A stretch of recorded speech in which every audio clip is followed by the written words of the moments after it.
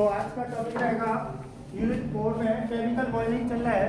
Chemical boiling में next topic है हमारा रेजोनेंस। इससे पहले कोऑर्डिनेशन पॉइंट कंप्लीट करा चुके हैं हम लोग। आज का टॉपिक रहेगा रेजोनेंस। तो सबसे पहले रेजोनेंस स्ट्रक्चर को देखें हैं कि रेजोनेंस बना क्यों। ये कॉनिकल स्ट्रक्चर होती है। कॉनिकल स्ट्रक्चर मतलब इसको ऑन पेपर पर रिटन नहीं किया जा सकता, मतलब पेपर के ऊपर इसको रिटन नहीं कर सकते। तो रेजोनेंस अभी डेफिनेशन निकालते हैं कि रेजोनेंस है क्या। तो सबसे पहले मैं CO3 -2 चेक करो। कार्बोनेट का सबसे पहले लुईस स्ट्रक्चर फॉर्म कर दी। पहले लुईस स्ट्रक्चर फॉर्म करें तो कार्बोनेट की लुईस स्ट्रक्चर में देखें C, यहां पर 3 ऑक्सीजन है, 1 2 और ये 3। क्लियर। अब यहां पर सबसे पहले इसका ऑक्टेट कंप्लीट कर दिया मैंने, तो इस पर 4 इलेक्ट्रॉन रह गए जो नॉन बॉन्डेड इलेक्ट्रॉन है। तो अब इस कार्बन पर अब इस ऑक्सीजन का ऑक्टेट कंप्लीट करूं तो सिंगल बॉन्ड से इसको अटैचमेंट कर दिया 5 और नेगेटिव चार्ज ले लो तो 6। ऐसे इसको तो 1 2 3 4 5 और नेगेटिव चार्ज देन 6। तो सभी का ऑक्टेट कंप्लीट हो गया। तो लुईस स्ट्रक्चर फॉर्म कर लिए। बस आपको रेजोनेंस यहां से आके रेजोनेंस बनानी है। तो रेजोनेंस स्ट्रक्चर, तो फर्स्ट रेजोनेंस स्ट्रक्चर को क्लियर करें। CO3 -2 में right the resonance structure of CO3 -2। तो कैसे फॉर्म करनी है। फर्स्ट अटेम्प्ट यहां देखें, ये पाई बॉन्ड है। पाई बॉन्ड को डीलोकलाइजेशन करना है। When pi bond is delocalisation, तो पाई बॉन्ड को डीलोकलाइजेशन करना है तो सबसे पहले मैं इस बॉन्ड को इस पर ट्रांसफर करूं। चेक करना जरा, यहां पर रिटर्न कर दिया मैंने ऑक्सीजन एटम को। जब ऑक्सीजन एटम को रिटर्न करूंगा तो सीधा सीधा C, यहां पर सिंगल बॉन्ड रह गया क्योंकि डबल बॉन्ड है उसमें से सिंगल बॉन्ड, और इस ऑक्सीजन एटम पर 1 2 3 और 4 1 बॉन्ड में 2 इलेक्ट्रॉन होते हैं, ये सबको पता है, शेयरिंग से बनता है। तो यहाँ 2 और जो ले रहा है तो नेगेटिव चार्ज, इस ऑक्सीजन एटम पर नेगेटिव चार्ज आ जाएगा। ये बात सबको क्लियर है। अब आपने क्या किया, इन 2 इलेक्ट्रॉनों को लेकर यहां से ये बॉन्ड शेयरिंग में चले गए। तो यहां क्या हो जाएगा, डबल बॉन्ड। ऑक्सीजन पे क्या है, यहां डबल बॉन्ड कर दिया। जब डोनेट कर रहा है तो पॉजिटिव से ये नेगेटिव कैंसिल हो जाएगा। तो यहां पर डबल बॉन्ड और कितने इलेक्ट्रॉन रह गए, 4। क्लियर। अब इस वाली कंडीशन को एज इट यही सेम रहने दो। 1 2 3 4 5 और 6 ये negative sign. Next third structure में देखें, यहां पर इस वाले इलेक्ट्रॉन को मैं यहां पर ट्रांसफर करूं। चेक करो जरा, तो यहां पर C, डबल बॉन्ड O, 1 2 3 4। जो डोनेट करेगा तो पॉजिटिव से नेगेटिव कैंसिल, न्यूट्रल बन जाएगा। तो यहाँ न्यूट्रल बन गया। अब इस इलेक्ट्रॉन को जहां डोनेट किया इसको फिर पुनः रिटर्न कर दें। तो यहाँ पर ऑक्सीजन पर 1 2 3 4 5 और 6 देन नेगेटिव चार्ज, और ये वाली कंडीशन सेम वही है। तो 1 2 3 4 5 6 देन नेगेटिव। तो यहाँ it is clear that in resonance structure, जो आपने यहाँ रेजोनेंस स्ट्रक्चर ये दिखाई दे रही है, ये आपकी रेजोनेंस स्ट्रक्चर CO3 -2। तो यहां पर क्या ट्रांसफर हो रहा है, ट्रांसफर ऑफ पाई बॉन्ड।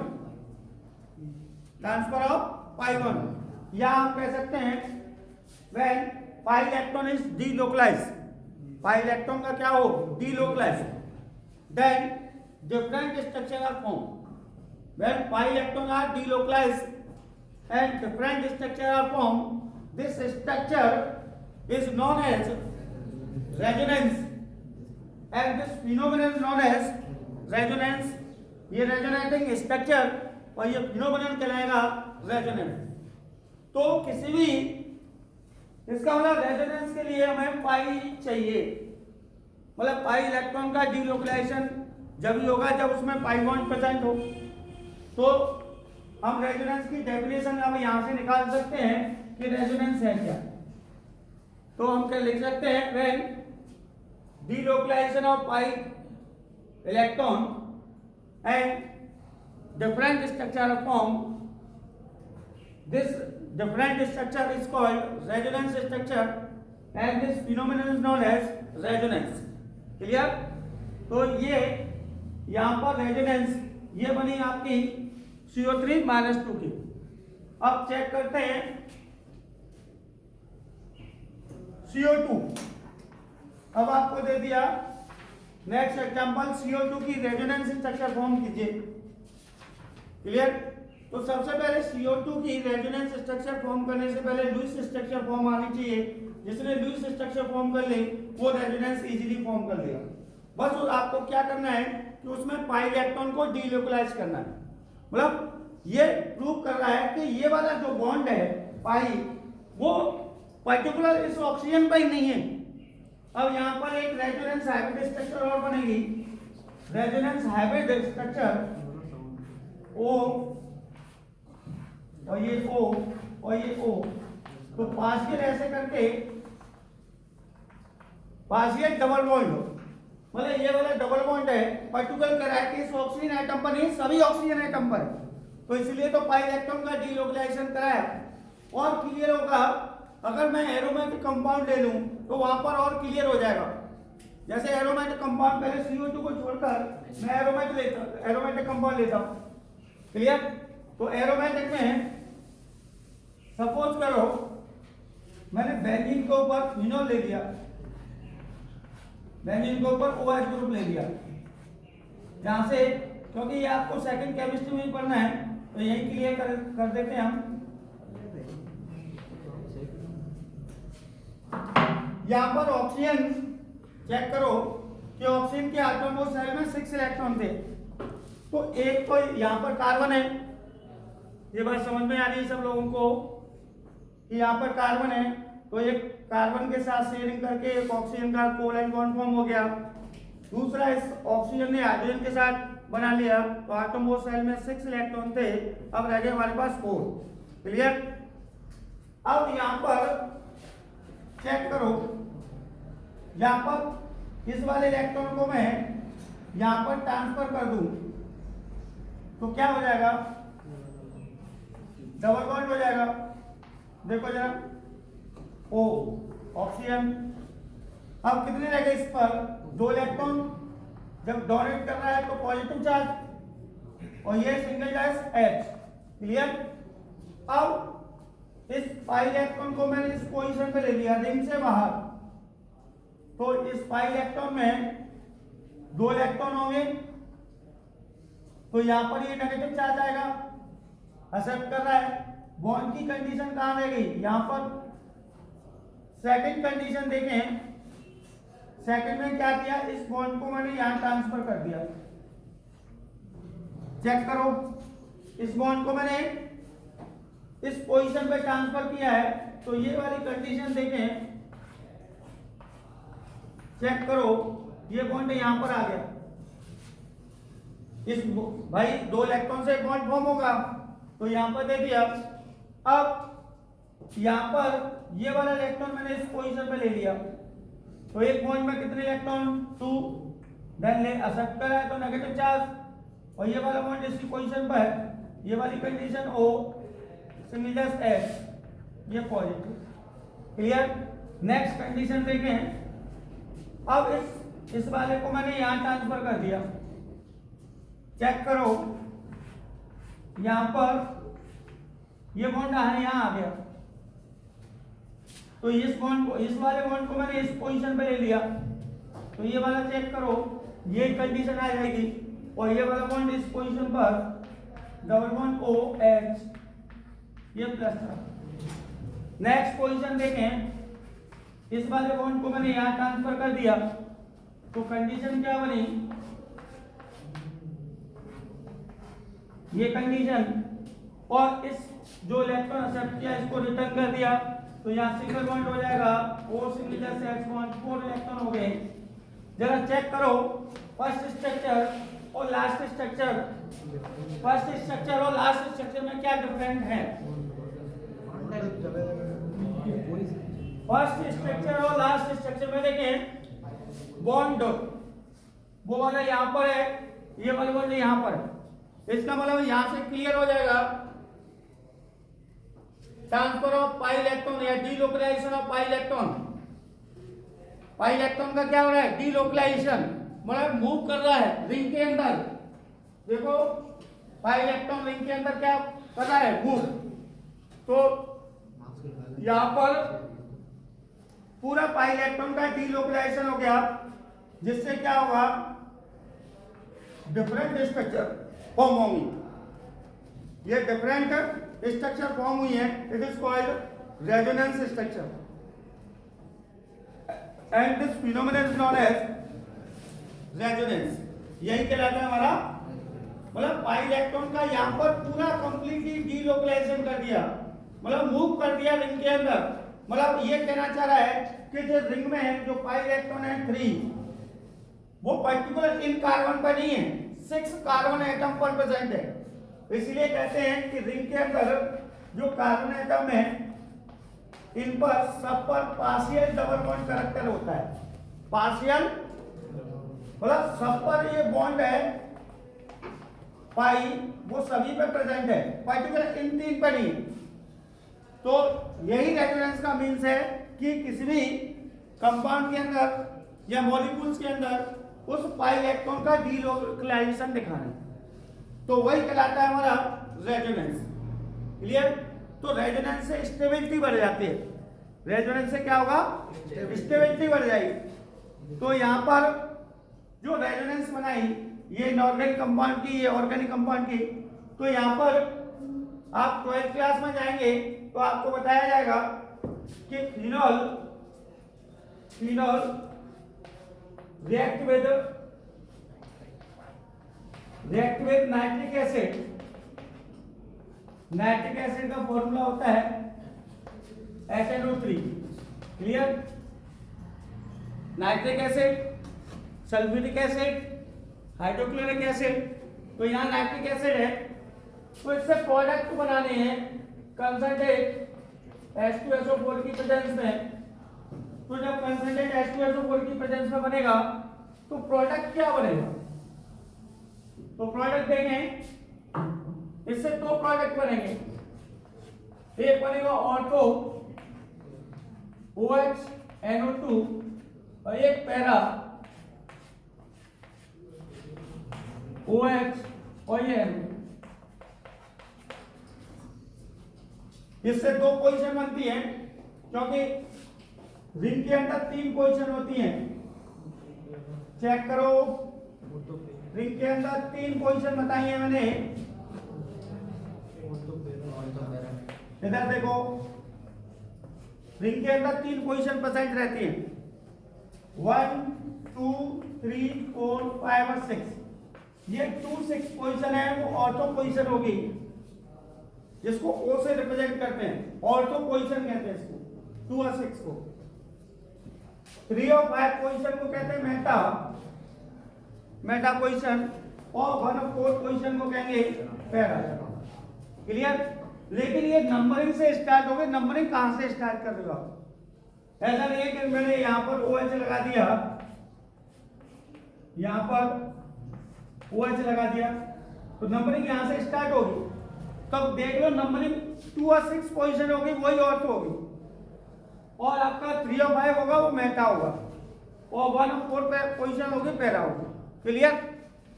तो यहां से ये ऑर्थो नाइट्रो फिनॉल बनाता है, क्योंकि ये पोजीशन कौन सी है, ऑर्थो पोजीशन चेक करो, है कि नहीं है। और ये क्या कौन सी पोजीशन है, पैरा, तो पैरा नाइट्रोफिनॉल, ये क्या बना, फिनॉल। अब ये कह रहा है कि इससे मेटा नहीं बनता, भाई इससे ऑर्थो पैरा ही क्यों बना, मेटा क्यों नहीं बना। तो जब नाइट्रेशन करते हैं तो यहां से ऑर्थो से H और ये OH, भाई H2 बन जाएगा, ऐसे ही पैरा से H OH, क्योंकि इसका मिक्सचर बॉन्ड होता है, पैरा मोल क्वांटिटी में 80% बॉन्ड होता है और ये 20%, क्योंकि मिक्सचर बॉन्ड होता है ऑर्थो पैरा का। लेकिन मेटा नहीं बन रहा, ऐसा क्यों, क्या रीजन है कि मेटा नहीं बन रहा। तो it is clear that in resonance structure, वहां लिखना पड़ेगा आपको, it is clear that in resonance structure. तो ये क्या है फिनॉल की रेजोनेंस स्ट्रक्चर, ये बताएंगे आपको कि ऑर्थो पैरा ही बना, मेटा क्यों नहीं बना। तो यही क्लियर कर देता हूं, यहां चेक करो, ये वाली पोजीशन कौन सी बेटा, ऑर्थो, चेक करो ऊपर लिखा हुआ है, ये वाली पोजीशन कौन सी है, क्लियर। फिर ये वाली पोजीशन ढक्कन कौन सी है, वो नहीं, ये ऑर्थो नहीं, ऑर्थो कौन सी पोजीशन है, ऑर्थो, ORTHO, ऑर्थो पोजीशन। क्या मेटा पर ये 2 इलेक्ट्रॉन आ रहे हैं, मेटा पर आए,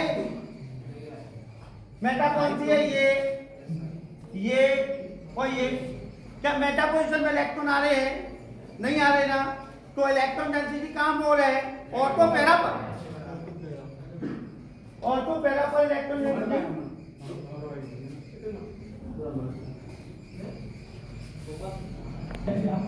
चेक करो यहाँ पर इलेक्ट्रॉन डेंसिटी कहाँ मोल है, ऑर्थो पैरा पर। तो इसको कहते हैं अटैकिंग रीजेंट, जो रिएक्ट करा देना उसका नाम होता है अटैकिंग रीजेंट, इसको बोलते हैं हम अटैकिंग रीजेंट। तो अटैकिंग रीजेंट हमेशा वहां अटैक करेगा, अटैकिंग रीजेंट वहां अटैक करेगा जहां इलेक्ट्रॉन डेंसिटी मोर होगी। अबे लो वाले पे कोई नहीं है अटैक करता, अबे जो चोर डकैती डालेंगे, भिखारी की घर डालने के क्या करेंगे, ये बताना, भिखारी के घर क्या डाल के करेंगे, पैसे वाले के साथ डालेंगे। जहां इलेक्ट्रॉन डेंसिटी मोर होगी वहां अटैक करेंगे। तो अटैकिंग रीजन भी वहां अटैक करेगा जो जहां इलेक्ट्रॉन डेंसिटी मोर होगी। तो इलेक्ट्रॉन डेंसिटी तो ऑर्थो पैरा पर मोर है कि नहीं कि नहीं है, तो इसलिए उससे ऑर्थो पैरा बनेगा, मेटा नहीं बनेगा। तो वहां पर 12th क्लास में बताया जाता है कि उससे ऑर्थो पैरा ही बनते हैं, मेटा नहीं बनेंगे। क्यों? Because it is clear that in resonance structure electron density is more in ortho and para position. So main product is formed only ortho and para, not in meta. Clear? तो ये एक condition ही है। अब क्योंकि हम 2 group पढ़ेंगे इसी 11th class में, स्टार्टिंग कहानी हो जाती है। एक होता है एक्टिवेटिंग ग्रुप और एक होता है डीएक्टिवेटिंग।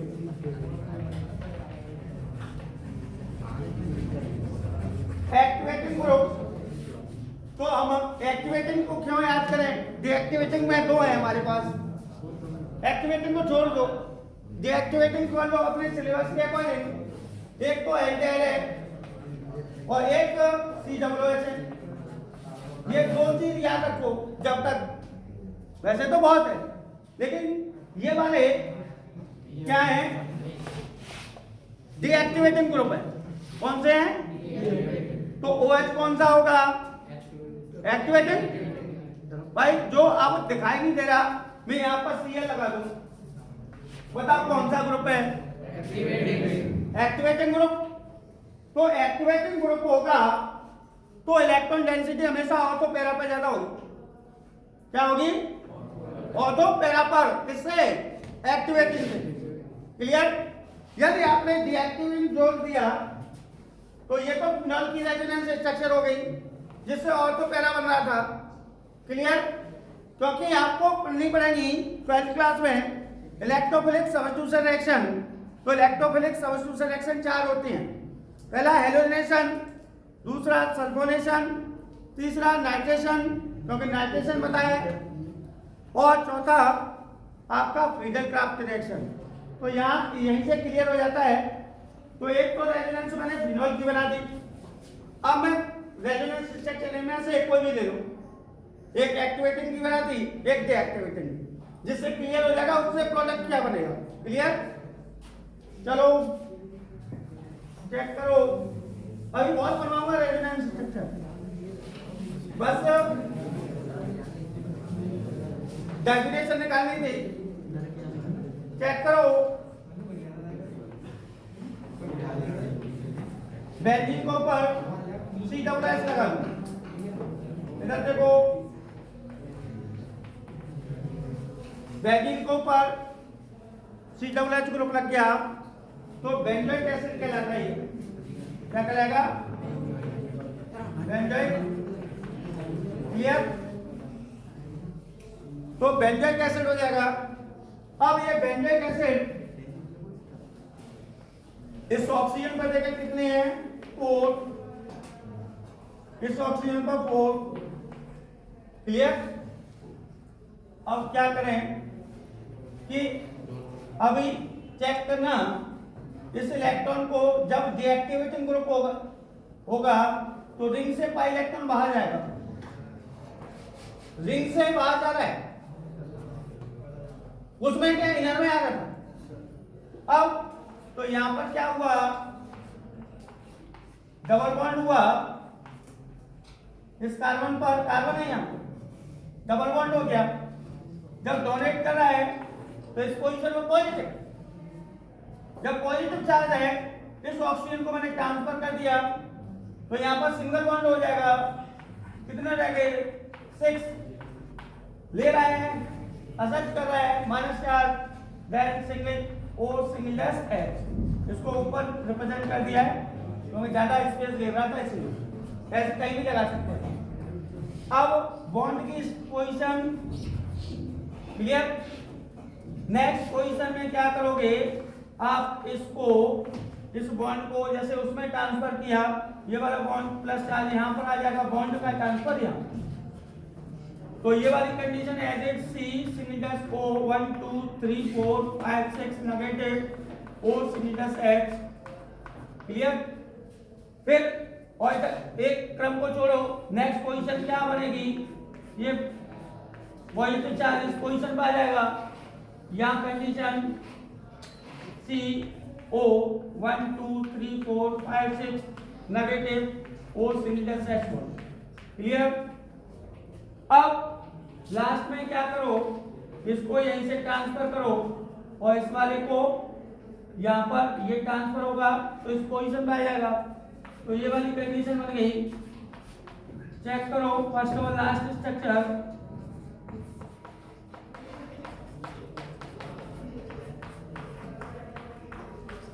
चेक करो फर्स्ट और लास्ट। तो रेजोनेंस किसे कहते हैं? When pi electron is delocalized, when pi electron is delocalized, then different structure are formed. Different structure are formed. Different structure are formed. This structure is known as resonance, and this phenomenon is known as resonance. Clear? मतलब resonance structure कहलाती है और पूरा process है वो resonance कहलाता है। अब यहाँ पर चेक करो, इसकी बेंजोइक एसिड को रिएक्ट कराऊं, COOH को रिएक्ट कराऊं नाइट्रिक एसिड से in presence of concentrate H2SO4, then product will be form. क्या बनेगा? COOH then NO2। तो meta nitro benzoic acid phenol नहीं बेटा, बेटा लैक्टोबेंजोइक एसिड फिनोल कहां से हो जाएगा? फिनोल OH होता है। फिनोल क्या होता है? OH। अब चेक करो कि ये अब मेटा बना रहा है, और तो पैरा नहीं बनाएगा, और तो पैरा नहीं बनाएगा भैया, क्या बनाएगा? मेटा। मेटा क्यों बना रहा है? तो वहां लिख देंगे it is clear that in resonance structure, it is clear that in resonance structure क्या पॉजिटिव लगा है, इस कार्बन पर कितने इलेक्ट्रॉन है इस समय? धड़कन कितने इलेक्ट्रॉन है? अबे दो, आज एक में से दो चले गए, कितने रह गए? 6। एक में से दो चले गए, कितने रह गए? 6। जरा मेटा पे बता टोटल इलेक्ट्रॉन कितने हैं? 1।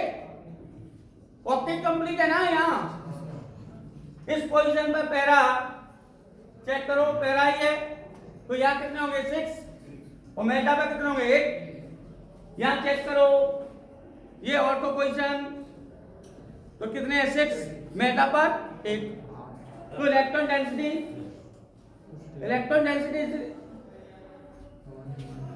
Density more in ortho and para position.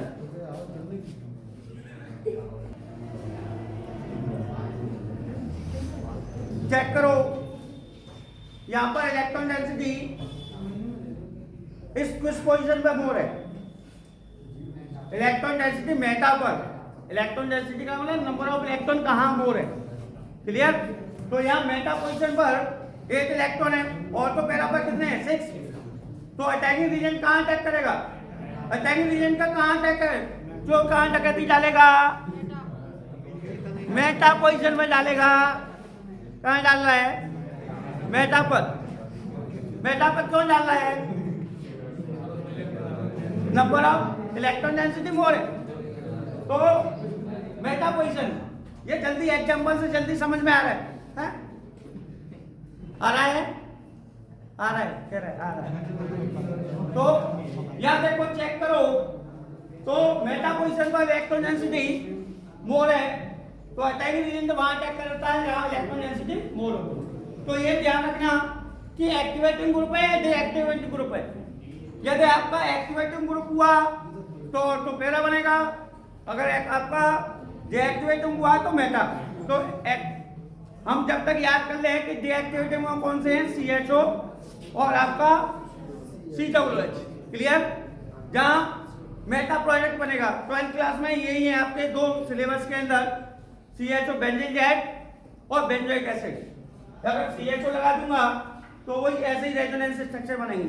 Check करो अगर मैं यहाँ पर CHO लगा दूं तो C डबल बॉन्ड O और ये H, ये तो है तो 1 2 3 4 इस वाले को ऐसे ट्रांसफर कर दूंगा और ये वाला ऐसे ट्रांसफर हो जाएगा तो वही कंडीशन बन जाएगी, ऊपर वाला चेंज होता चला जाएगा।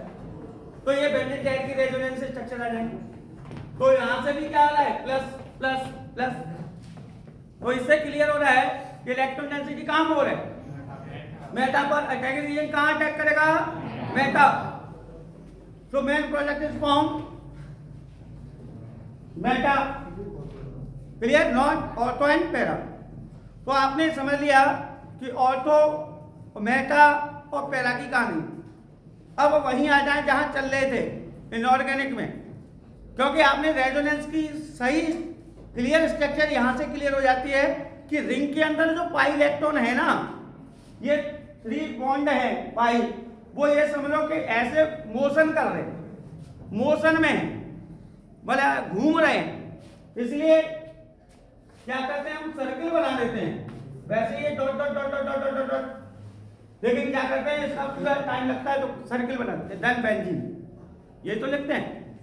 तो वही चीज है कि यहां से क्लियर हो रहा है कि बेंजीन रिंग के अंदर जो पाई इलेक्ट्रॉन है वो कंटिन्यूअसली डीलोकलाइज हो रहा है। इसका मतलब है पार्शियल डबल बॉन्ड कैरेक्टर है सभी कार्बन एटम पर। क्लियर?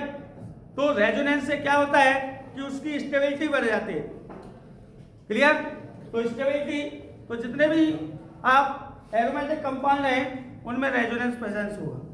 तो वहां आप phenol are more acidic than ethyl alcohol.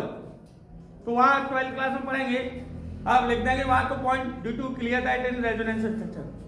तो लेकिन यहीं से स्टार्ट हो जाती है रेजोनेंस। क्लियर? तो ये पॉइंट, अब जैसे इनऑर्गेनिक की CO3-2,